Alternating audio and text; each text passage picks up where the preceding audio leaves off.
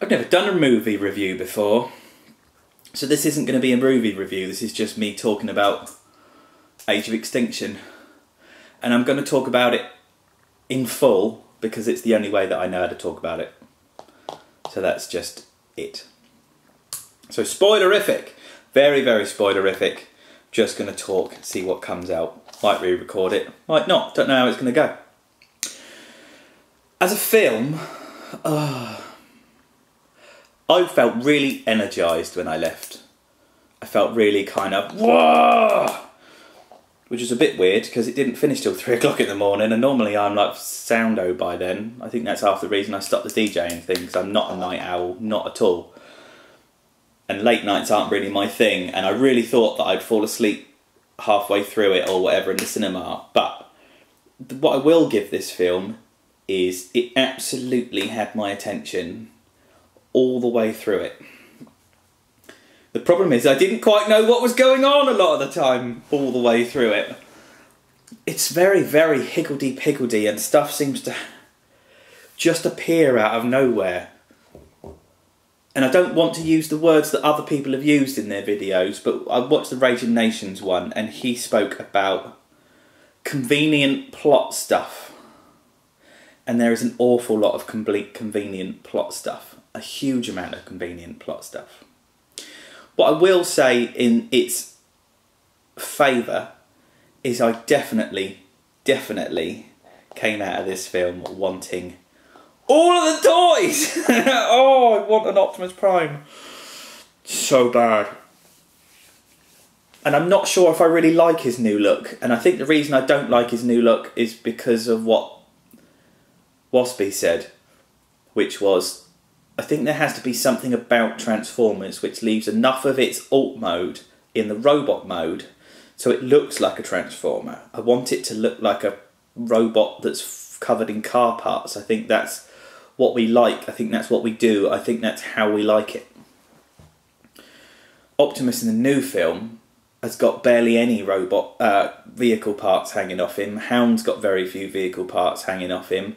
Bumblebee has almost no vehicle parts hanging off him, and the transformations that occur are quick enough and complicated enough that you can't see how he turns into different bits.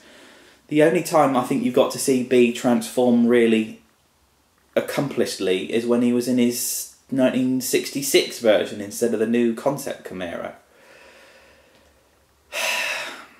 And that's not hugely disappointing, because I know from a story perspective it's not all about having super close transformations and stuff like that. And I also feel that that side of things is taken care of.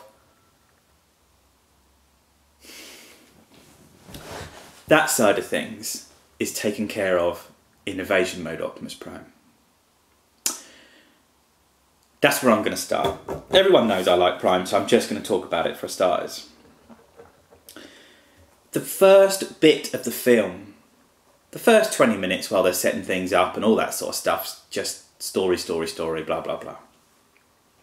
Which is okay, and I think the setting for it's not bad. There's a vast quantity in the first half hour of the film of a very, very young girl with a very, very nice bum and extremely short shorts, showing off her nice bum and short shorts, frankly. And then they reference 1,000 times that she's only 17, yet still put her on as a really sexual object, which I think is a bit backwards. I'm sure it's got to appeal to the 15-year-old boys out there that are just dying to get their hands on a girl, that sort of thing. But she's really, really young, and I think it was portrayed in a bit of a seedy way. I wasn't comfortable with it. Maybe it's because I'm just really fucking old now. I think that's a big part of it, that I'm just really old, and obviously things are sort of progressing on. Anyway, Optimus. This film, normally Transformer, I've been thinking about this all morning. I've tried to do this video this morning, and when I turned it on and I was all energised to do it, the camera went beep, beep, beep, and I let the battery go completely flat, so I've had to charge it. And I think you can overthink these videos, which is what happens now when I'm just waffling on for nothing. most of these films are Optimus Prime, Bumblebee, in 2/3 each, and in a third all of the other Transformers that go on in there. This film is 2/3 Optimus Prime. And if you like Murder Prime, then you will be absolutely ecstatic with this, because Murder Prime in this is angry.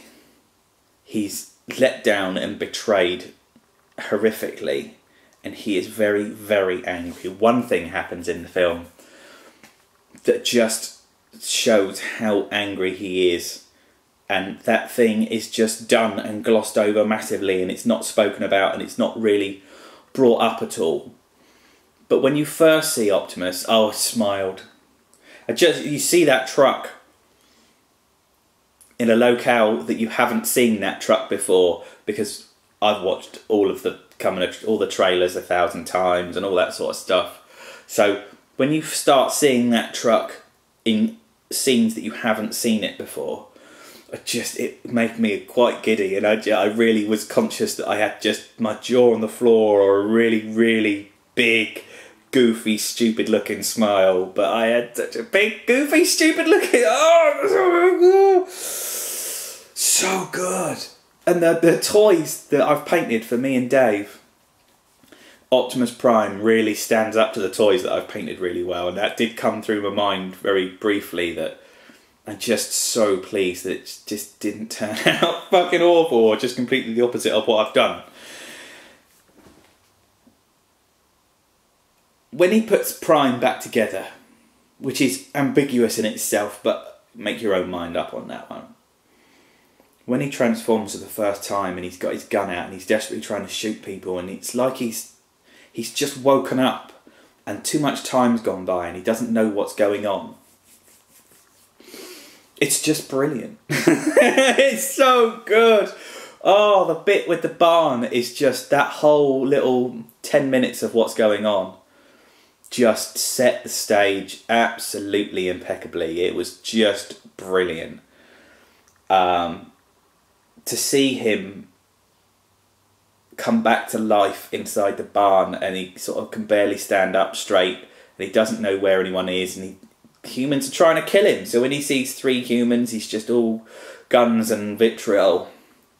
But he can't do any of that stuff. He's got a bit of the Jetfires about him, where he can't get his brain together, but he knows he has to take action somewhere.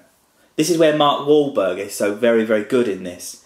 He's very believable at who he is and what he is, and that they've got no money, but he's really trying hard. I know they've stressed that a little bit too much, and it was a bit of an easy solution at the end for it, but I liked it. It was good. For that little subsection of the film, it really set the tempo extremely well.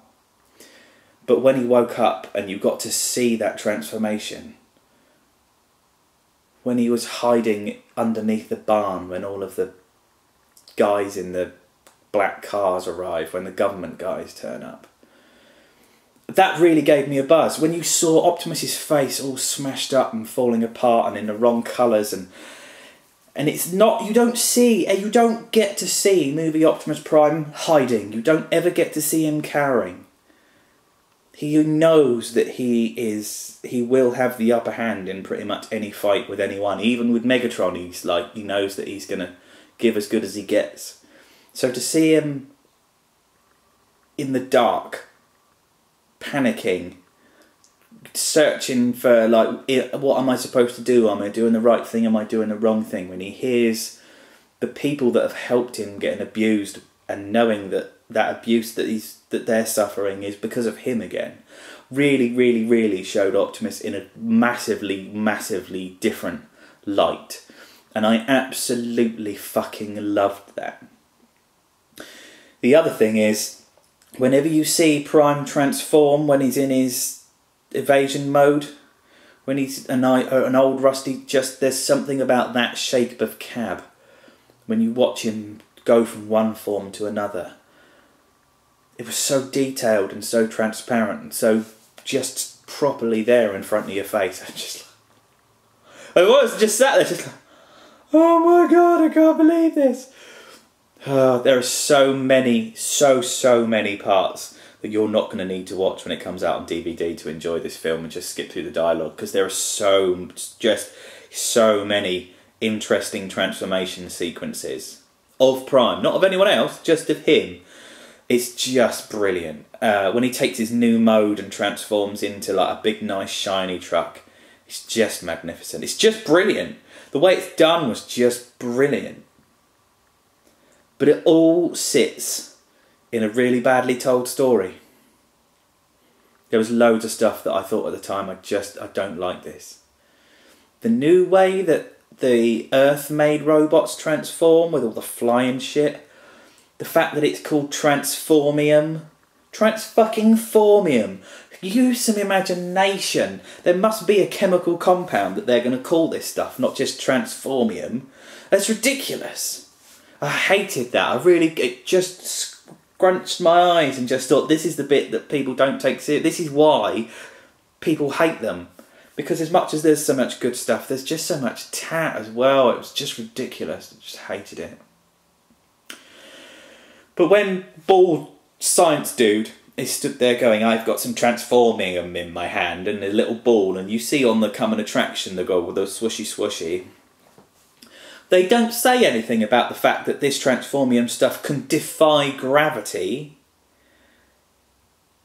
And I don't get it. I don't get at what point did they decide, we're going to make them out of stuff that you can find on Earth, and we're also going to make them out of stuff that makes them fly. So, you know, halfway through the film, when you've got Stinger and all that lot coming out, and all the 50 pseudo Stingers, and all the robots that they've built themselves, you just watch them transform by turning into a big matter stream of stuff and flying up onto the roof of a building, or flying car going to crash but doesn't, it transforms, and when it's going to reform back into what it is, it just turns into something else completely. But it takes away what they are. It takes away how they work. And I get that, because that's bringing it into more of a real life situation. But it's not a real life situation. It's a Transformers film where ultimately we need to try as hard as we can to stay within a very fine little set of guidelines, just to make sure we stay on the same path, on the right path, on a path that we know. And this didn't. This has changed it in a way that detracts from what they are. It's almost cheating. It's almost saying this is how they do stuff, or that it's almost explaining mass shifting by saying we found this fantastic new kind of metal that can float without being affected by gravity and change into any form that it wants, even though the guy was just holding a little golf ball made of the stuff and no sort of mental way of telling it what it ought to be. Or it was just a bit crap. It was just a bit crap. Simple as that. The bit with Ratchet is bad. And that's quite dark. It's quite dark. And it's a 12-year-old's film, so they're really pushing the boundary of what a 12-year-old's film can get away with, I think. But let's go through... That's enough of that. I don't want to spoil it too much, but I do want to talk about it. Crosshairs was shit. It's just shit. The idea of what he is quite good, but the cape thing didn't really work for me. The alt mode didn't really work for me, because one minute he's Crosshairs the robot, next minute he's Crosshairs the car. There was no big entrance when you first get to see him, or any of them. His attitude was a bit weird. He was all against Optimus, but with Optimus at the same time. I just don't think it worked. Hound was quite good in what he was, but again, you rarely got to see him in his alt mode. I can't remember actually seeing him in his alt mode. I'm assuming I must have done at some point, but I can't remember seeing him in his alt mode.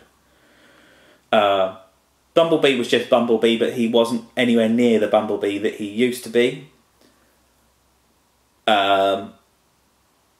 Drift was interesting, but massively underutilised. Massively underutilised. Galvatron was hardly in it. And I'm not sure about how Galvatron's going to go. I'm going to leave that till later. I think it's okay, but I think what we need to do is be patient for 2 years and wait for the next film to come out. Because that's when the stage is going to be set. Optimus was amazing, but he was just the quintessential murder prime as opposed to the Optimus Prime that all the fucking dirty G1ers want. I'm quite looking forward to Sven's video coming out because I know he's going to say all the opposite things to me, and that's great because I'll be interested in his viewpoint. Stinger, hardly in it. Bad guys, hardly in it. Lockdown. Big surprise at the beginning with Lockdown, but again, I got a big problem with Mark Ryan being his voice because Mark Ryan was the voice of Jetfire and the voice of Jetfire was the voice of Lockdown and vice versa. The inflections were the same, the accent was the same, the tone was the same. When you think of Welker, he does so many voices, yet they all sound really, really radically different. Lockdown didn't sound different enough from Jetfire to really swing it for me, and if I close my eyes, I still see Jetfire as opposed to Lockdown. It's also very, very incidental that it wasn't set up at all. Lockdown was just, he's there, it's cool, he wasn't explained very well. Nothing was explained very well. Nothing was explained very well. They just assumed that if we shove all of this flashy, fast-moving stuff in there, then it will just be swallowed and accepted. And while you're watching the film in there, you kind of get away with it. But I must admit, on the drive home last night, I just kept thinking over and over and over, why? How? Why? What are this? It was just really poor on the story. It doesn't mean that I'm not going to buy the DVD or the Blu-ray. I'm going to buy all of that stuff and I'm going to watch the holy fucking shit out of it because I'm talking about all of this from a movie perspective and not a Transformers perspective. When you first get to see Gunface be a Gunface, you get to see what you see on the trailer, and then you get to see a whole load more, and you get to see everything slide into place and clickety-clack into place, and the noises are really good. And it's like there was no middle ground on this film. It's like, oh my god, it's good. Oh my god, what have they done that for? Wow, brilliant. Oh, really? Boom, boom, up, down, up, down. It's a real roller coaster, but not from an emotional kind of story leading point of view. Just from a loads of action, no action, loads of action, calm it down, loads of action, stuff's going wrong. And no real segue in between. It didn't gel very well. The other crazy thing about this, and probably the thing that's going to save me some proper cash, is the Dinobots aren't very good. They're just... The animation is really good. The character's really good. But they're in it for like 30 seconds. They're in it such a short space of time.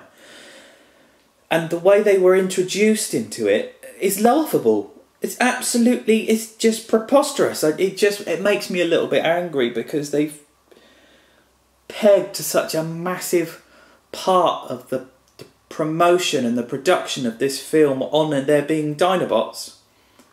And the Dinobots don't appear. And when they do appear, they have no introduction, they have no backstory, they have nothing. They just have nothing. It's just like they just went, let's put Dinobots in this because it's going to make us money. They didn't put the Dinobots in there to be an active part of the story. It was just awful. Optimus said, I'm going to go and build us another army or find another army or we need another army. That's what he says, we need another army. And then it's just, boom! Cut to the next scene and he's turned up with these fucking great big robots that are enormous. I mean, really, truly massive, and I don't get it. I don't understand. I don't understand how they could just forego such a massive part of the movie that is just an advertised mainstay of what this film is going to be about, and then just not have them in there so much. No dialogue. No real badass action scenes. No cliffhangers. Just big lumbering Dinobots in very light colours so they can see which one's which. Just smashing stuff. Which, from my perspective, is half brilliant, but half just so wasted.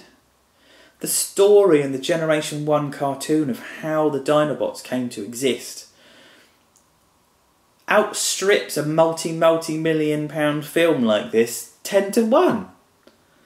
I know it does in the comic books as well. I don't know anything about it, but I know everyone really likes the way the Dinobots work in the comics, especially Grimlock. Everyone loves him. Grimlock in this was just a giant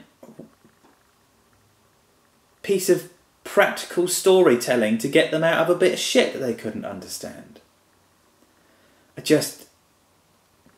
I want to love it. I want to love it.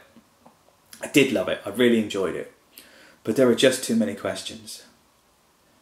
There are just too many unanswered things. There are too many... I just don't understand why they made the choices that they did. And it's nearly 3 hours long. It's nearly 3 hours long and they still couldn't fit all the storytelling in there. It needs to be simpler. It needs to be step, step, step. This film makes Revenge of the Fallen just one of those films that you just chuck away and give to a charity shop that they'll sell for 99p. It makes Dark of the Moon look like quite a good, well-told story, but it makes it look quite cheap in the robot department. This film was written for people like me, which is a shame, because it's not people like me that are really going to fill out the budget on this movie. I'm just left a bit cold. I'm left a bit cold. This has been really sober, but I am a bit disappointed.